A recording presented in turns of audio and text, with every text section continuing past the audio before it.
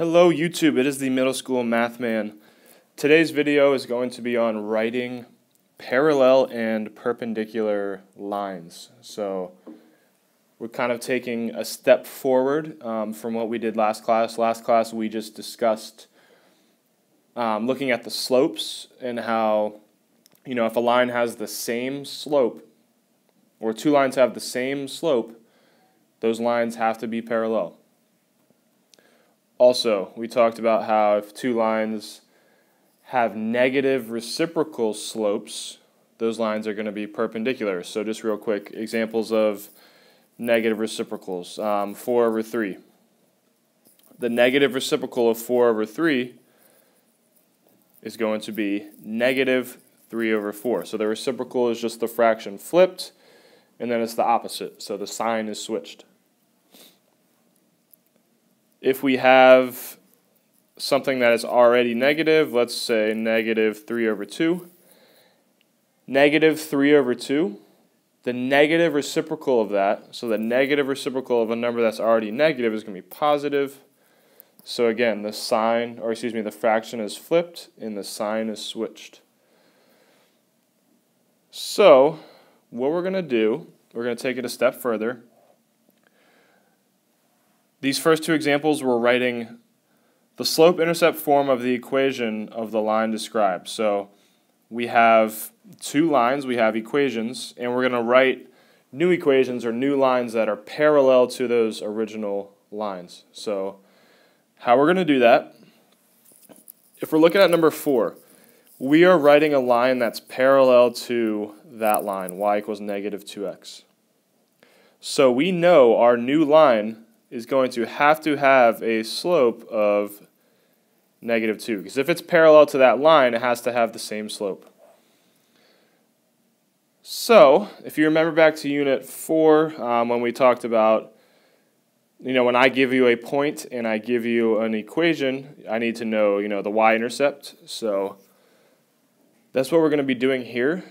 Now we know the slope, and we know the point that it's going through. So, I'm going to use my y equals mx plus b, because that's going to give me a linear equation. And I know my slope is negative 2. We're solving for b, because we need a new y-intercept. We need that other piece of information in order to write the equation in slope-intercept form. So now I need a y and an x. Well, look, we have a point that it's going through. So that's going to give us our y and our x. So we have negative 3 for y and 4 for x, just right there in the problem. That got kind of bunched up there, I apologize. That is negative 2 times 4. So negative 2 times 4 is negative 8 plus b, and then that equals negative 3. So if we're solving for b, we need to get rid of the minus 8 or the negative 8, so we're going to add 8. So we are going to get 5 equals b. So now we have our information that we need. We got m is negative 2. We knew that just because it's parallel, and then we solve for b. So my slope-intercept form, my line that is going to be parallel to the given line is going to be y equals negative 2x plus 5. Now we know those are parallel because they have the same slopes. If you want to pause the video and try the second one on your own, you can go ahead and do that, or just continue along with me. So we have a bit of an issue originally with this problem. The first thing we did with number 4 was we looked at the slope, and we could easily see that because it was in slope-intercept form. This one is not in slope-intercept form currently, so we need to convert it. So that's what I'm going to do here. So I need to get it in slope-intercept. So I'm going to try to get y by itself.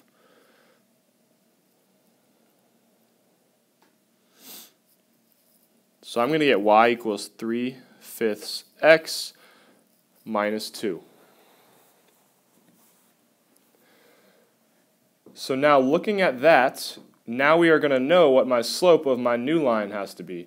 They're parallel, so they're going to have the same exact slope.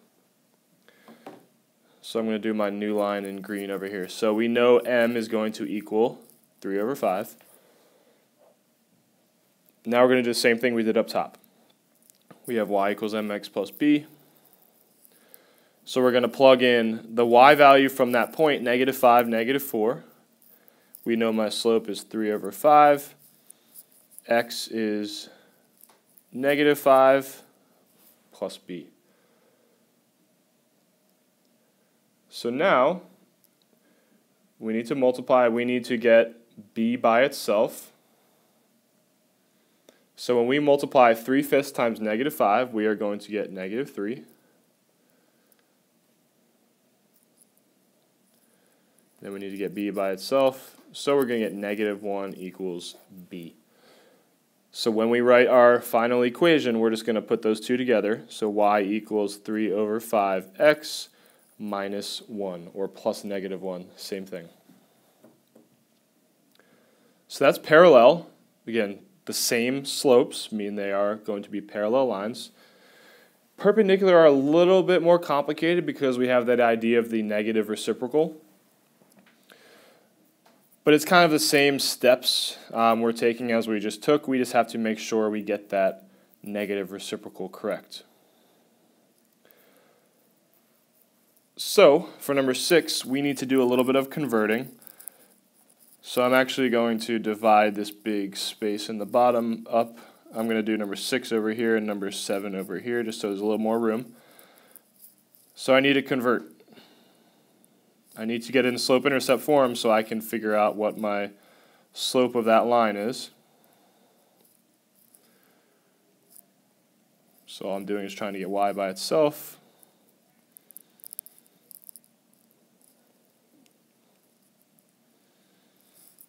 So what I just did was I converted it, so now I can see that my slope of that line in number 6 is -4/3. Now, these two examples, we are writing lines that are perpendicular.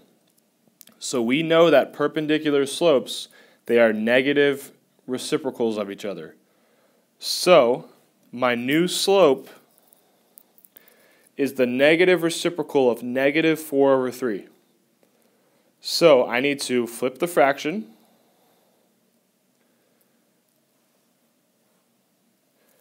And -4/3, obviously that's negative. So if I take the negative reciprocal of something that's negative, it's going to become positive. So the negative reciprocal of -4/3 is 3/4. Now we're going to do the same thing we did, with the parallel problems. We have our equation down here. We're going to take our new slope, 3/4. And we're going to plug in the points from the original problem. So we have 1 equals 3/4x, so y equals 3/4x, x is -4, plus b. So we have 1 equals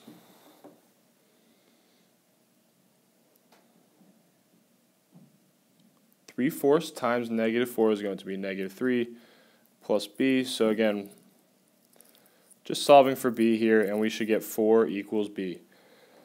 So now we have enough information to write my equation. It is going to be y equals 3/4x plus 4.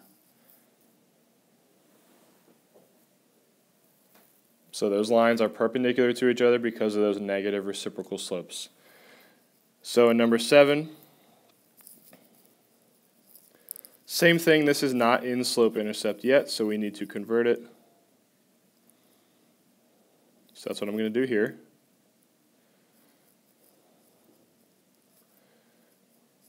Make sure you don't drop that negative or that minus sign in front of the y. So x divided by -1 is just going to be -1x or -x. And then we're going to have plus 2. So that is my equation given in the problem. So now I need the negative reciprocal of -1. -1 is just -1/1. So when we take the reciprocal of that, it's still going to be 1/1.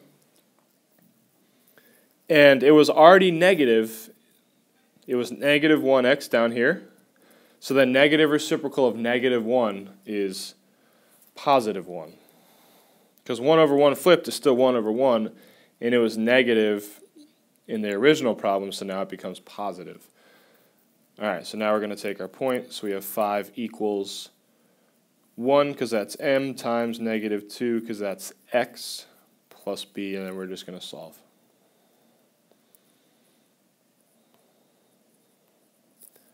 So 7 equals b. So now we have m, we have b, so we can write our line, our equation. So y equals 1x, or just x, plus 7. So that is it, really.